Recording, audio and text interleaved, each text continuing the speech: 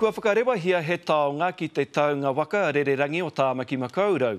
He rākau tōna āhua, engari e hara i te rākau e mōhiotia whānuitia ana.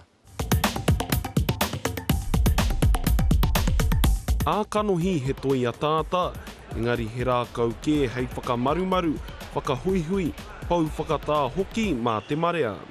Ko te ingoa he paumanoa engari i roti te reo Pākehā he story tree. Engari he hopu ana i ngā kōrero e pāna ki tēnei whenua. Piki a kenei au kirunga ki te huka noi a te hareatanga rai whati ai a nuku tai maroro.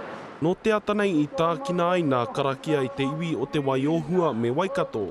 Ko nā tohu o runga i te rākau, ko nā tohu rongonui o tēnei whenua o Aotearoa, pēnei ki te rau hiriwa, pohutukawa o tira hoki nā manu tukutuku Māori.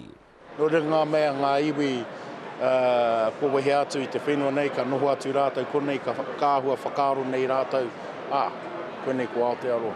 Engari ko tā rātou hoki e whai ana, ko nā kōrero me nā hitori o tēnei takiwa, me nā iwi o te taone nei o Tāmaki Makaurau. Ko ngā tohu, ko whakaatu hia mai nei i roto i tēnei rākau, ko ngā tohora, ngā manu tukutuku, pērā i te manu rewa o Tamapahore, e rā momo tohu o te rohe nei. Nā Kingi Gilbert o Ngāti Mania Poto nā tohu i hanga, nā rewi Spraggan rāua ko Riki Bennett o te arawa, nā tiporau nā puoro, i hanga ia te rākau i roto i te ruatau.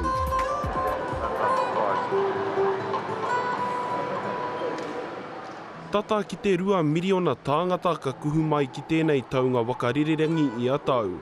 Ko te wairua o Aotearoa ka kitea i mua tonu i tō rātau renenga atu.